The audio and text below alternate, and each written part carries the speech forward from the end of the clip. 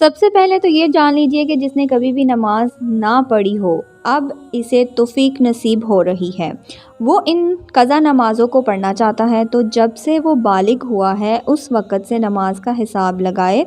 सालों की नमाज़ें इसकी कज़ा हैं, इन तमाम नमाज़ों को अदा करना चाहता है, लेकिन इसे तारीख़ याद नहीं। इसे मालूम नहीं कि कब वो बालिग हुआ था।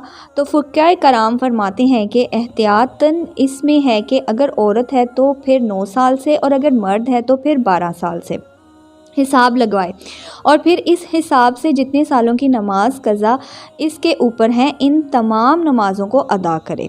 और दूसरी बात ये भी याद रखने की है कि कज़ा नमाज हर रोज़ की 20 रकात होती है, यानी कज़ा नमाज में सुन्नतें और नफ़लों की कज़ा नहीं होती, सिर्फ़ फ़र्ज़ और वितर की ही कज़ा की जाएगी। यानी फ़जर की 2 फ़र्ज़, ज़ोहर की 4, असर की 4, मगरिब की 3, इशा की 4 फ़र्ज़ और 3 वितर इनकी कज़ा की जाएगी। इसके अलावा बाकी जो सुन्नतें और नवाफ़िल हैं, इनकी कज़ा नहीं की जाएगी। और कज़ा नमाज़ों की नियत कैसे करनी है? नियत कहते हैं दिल के पुख्ता इरादों को, लेकिन अगर ज़ुबान से कहना चाहें तो फिर इस तरह से भी कहा सकते हैं कि मैं नियत करती हूँ सबसे पहले कज़ा होने वाली फ़जर नमाज की, वास्ते अल्लाह ताला के मुँह खाने काबा की तरफ, अल्लाहु अकबर।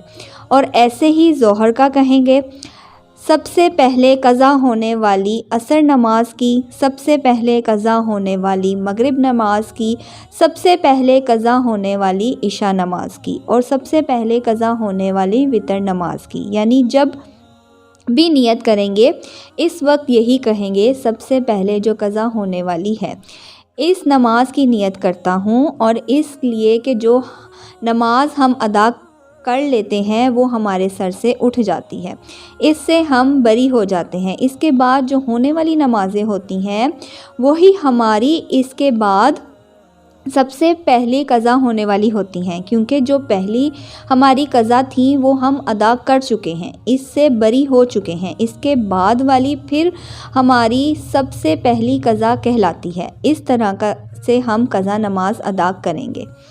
तीसरी बात यह है कि अगर किसी की कसरत नमाज़ें कज़ा हो चुकी हैं, अब इस बारे में फ़ुक़हा कराम बयान करते हैं कि बेहतर तो ये है जिस तरह नमाज पढ़ी जाती है इसी तरह मुकम्मल नमाज पढ़ें। लेकिन अगर किसी की बहुत ज़्यादा नमाज़ें कज़ा हो चुकी हैं तो इसके लिए तदफ़ीम है। तदफ़ीम क्या है? सबसे पहले तो ये है कि रुकू में 3 मरतबा तस्बीह पढ़ी जाए, सुबहान अल्लाह रब्बियुल अज़ीम।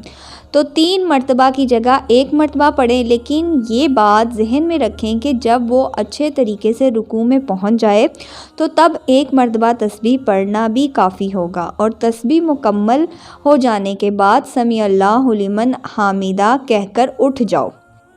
इस तरह सजदे में जो तस्बीह पढ़ी जाती है, सजदे में भी कम से कम 3 मरतबा तस्बीह पढ़ी जाती है, तो सजदे में भी 3 मरतबा की जगह 1 मरतबा तस्बीह पढ़ लें तो ये सजदा हो जाएगा। मतलब ये कि हर रुकू और सजदे में सिर्फ़ 1 मरतबा तस्बीह पढ़ें तो काफ़ी होगा। एक तो तदफ़ीम ये है। दूसरी, जिस तरह 4 रकात फ़र्ज़ नमाज पढ़ रहे हैं, यानी ज़ोहर के हैं, असर के हैं, या इशा के हैं, या मगरिब के हैं, 3 फ़र्ज़ हैं। इनमें ये है कि तीसरी और चौथी रकात में सूरत फ़ातिहा पढ़ी जाती है। लेकिन अगर किसी के बहुत ज़्यादा नमाज़ें कज़ा हो चुकी हैं तो इसमें ये है कि सूरत फ़ातिहा की जगह 3 मरतबा सुबहान अल्लाह पढ़ लें, यानी सुबहान अल्लाह सुबहान अल्लाह सुबहान अल्लाह, ये पढ़कर रुकू में चले जाएं। दूसरी ये है कि दूसरी क़ज़ा नमाज में जब नमाज ख़त्म हो तो पढ़ते में अत्तहियात मुकम्मल करने के बाद दुरूद पाक पढ़ा जाता है। दुरूद पाक के बाद दुआ पढ़ी जाती है। इसमें भी यह है कि आखिरी दम तक पढ़ें। बाद में दुरूद और दुआ पढ़ने की जगह सिर्फ़ इतना पढ़ ले, यानी इतने दुरूद पाक के कलमात पढ़ ले, अल्लाहुम्मा सल्ले अला। ये तीसरी तदफ़ीम है। इसके बाद फिर सलाम फेर ले, यानी मुकम्मल दुरूद पाक और दुआ ना पढ़ने की इजाज़त है।